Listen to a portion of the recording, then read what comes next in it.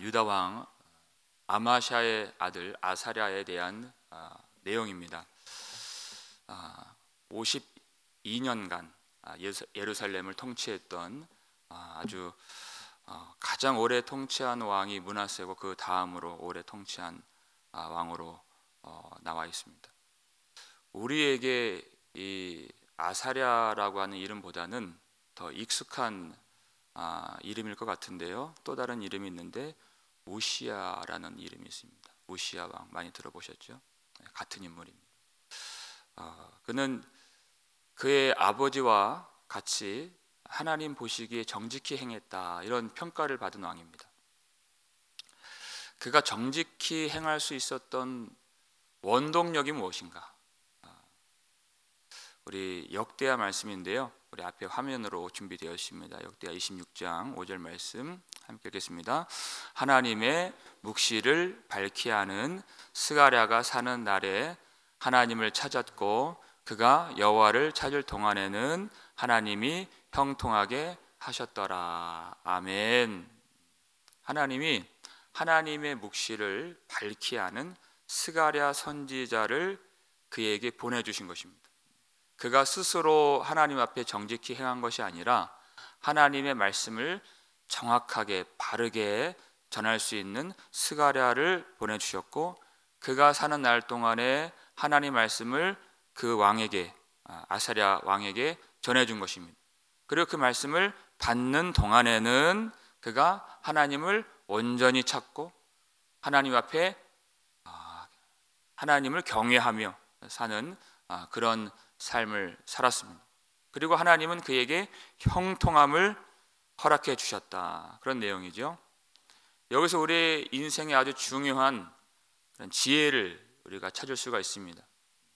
하나님의 말씀을 가까이 하는 것이 가장 중요한 것이다라는 것입니다.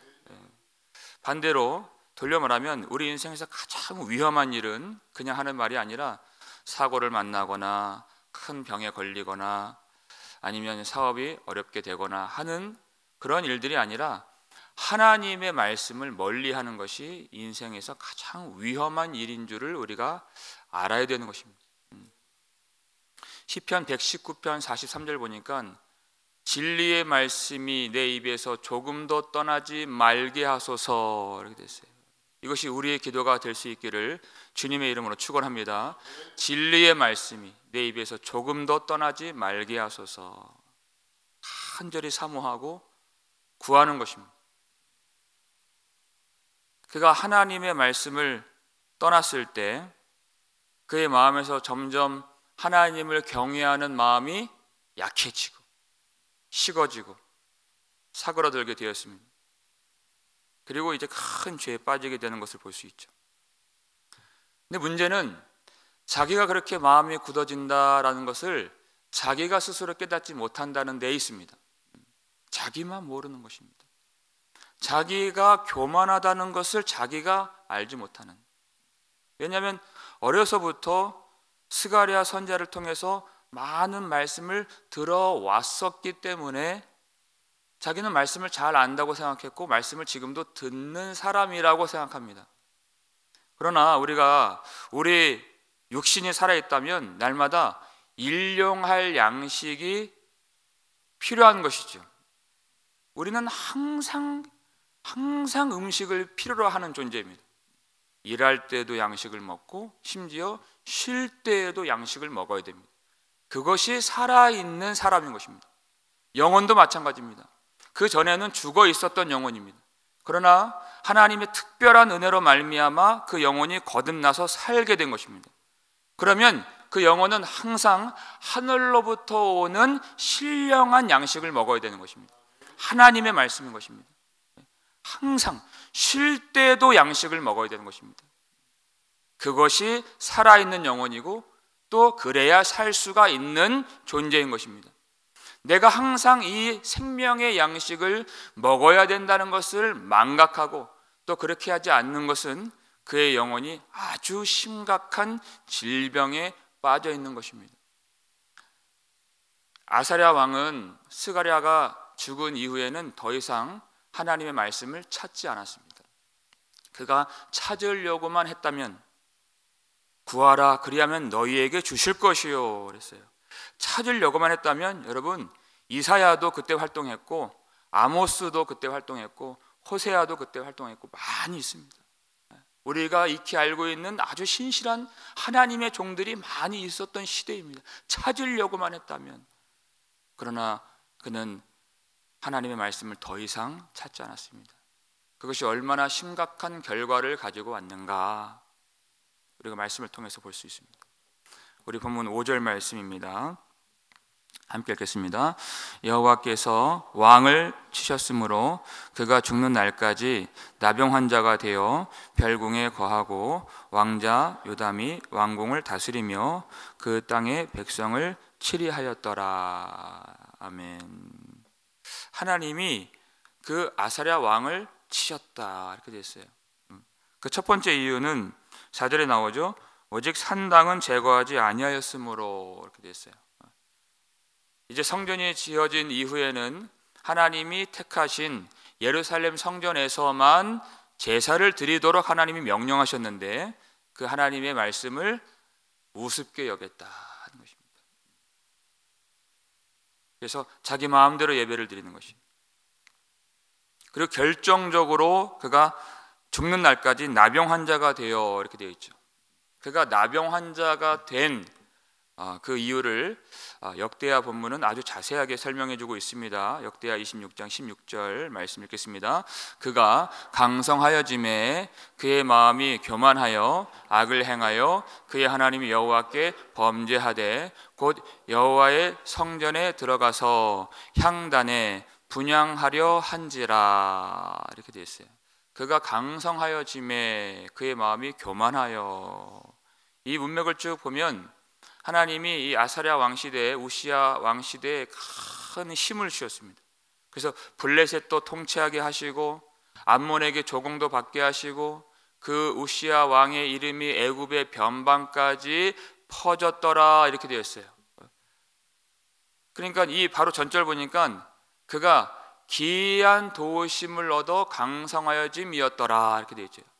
아주 기이하고 신비한 하나님의 도와주심과 은혜가 있어서 그가 강성하여짐이었더라 이렇게 됐어요. 그리고 바로 그 다음 절이 말씀이죠.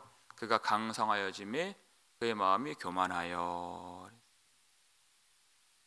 하나님이 복을 주시고 하나님이 형통을 주시는데 그의 마음이 교만하여서 그가 성전에 들어가서 분향하게 된 것입니다. 제사장만이 할 수 있는 그 일을 그 말씀의 율법의 선을 넘고 자기가 하려고 했던 것입니다. 그가 강성해진 것이 마치 자기 힘으로 이룬 것처럼 그의 마음이 교만해지니까 이제 안하무인격으로 자기가 성소에 들어가서 하나님의 율법을 어기고 분향하려고 했던 것입니다. 여러분, 우리는 다 부유해지기를 원하고 또 강해지기를 원합니다. 그렇게 되기를 원치 않는 사람이 없습니다. 그러나 그것은 궁극적인 형통이 아닌 것입니다. 우리 자신을 봐도 또 역사를 봐도 하나님이 형통을 주셨는데 그 형통 때문에 마음이 교만해지고, 하나님이 복을 주셨는데 그 복 때문에 오히려 그 복을 주신 하나님을 경히 여기고 하나님의 말씀을 더 멀리하게 되는 그러한 일이 얼마나 많이 있습니까? 여러분, 궁극적인 복은 우리가 하나님을 가까이 하는 것이지 이 세상에서 부유해지고 강해지는 것이 아닌 것입니다. 여러분, 이 아사랴 왕은요, 예배를 드릴 때 교만해졌습니다. 예배를 안 드린 것이 아닙니다. 예배 드리는 현장, 성소에서 예배 드리는 시간에 그의 마음이 교만한 것이 발각이 된 것입니다. 여러분, 우리가 예배를 드리면서도 놀랍도록 교만해질 수 있다는 사실을 깨달아야 되는 것입니다. 하나님의 법을 떠나서 자기 하고 싶은 대로, 자기 마음대로 예배를 드리는 것이에요. 그랬더니 하나님이 그의 교만을 막으시려고 제사장 하나를 보내시죠. 그의 이름도 아사랴예요. 이름이 같습니다. 역대하 본문에서는 아사랴로 나오고 또 왕의 이름은 우시야로 나오는데 왕의 이름도 아사랴죠. 그 제사장을 보내요. 이 일은 왕이 할 바가 아닙니다.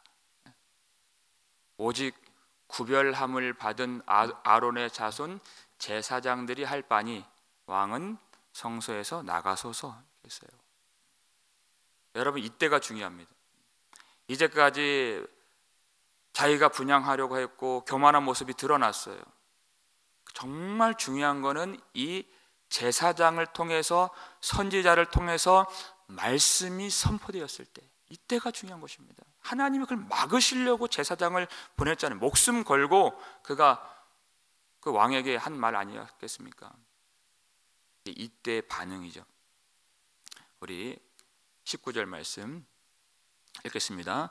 우시야가 손으로 향로를 잡고 분향하려 하다가 화를 내니 그가 제사장에게 화를 낼 때에 여호와의 전 안 향단 곁 제사장들 앞에서 그의 이마에 나병이 생긴지라, 이렇게 됐어요. 그 말씀을 듣고 난 다음에 반응이에요. 그가 말씀을 듣고 화를 내니, 두 번이나 반복되죠. 그러니까 제사장에게 화를 낼 때예요.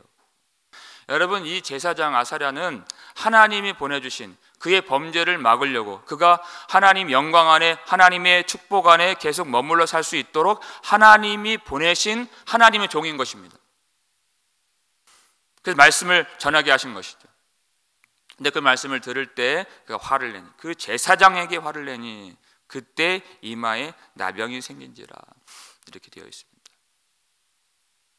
그가 그 말씀을 들을 때 화를 내는 것이 아니라 그 말씀을 듣고 자기의 교만함을 깨닫고 자기가 하나님 율법을 버린 것을 깨달았다면, 율법을 어기는 것이 하나님을 예배하고 하나님을 기쁘시게 하는 것이 아니라 오히려 하나님의 영광을 가리고 하나님을 분노케 하는 일이었다는 것을 알았더라면, 그리고 그 일을 버리고 그가 성소에서 나갔더라면 그는 이렇게 나병에 걸려서 별궁으로 쫓겨나는 그런 일은 당하지 않았을 것입니다. 나병이 생겨서. 여러분, 하나님의 말씀을 들을 때 나는 어떤 사람인가?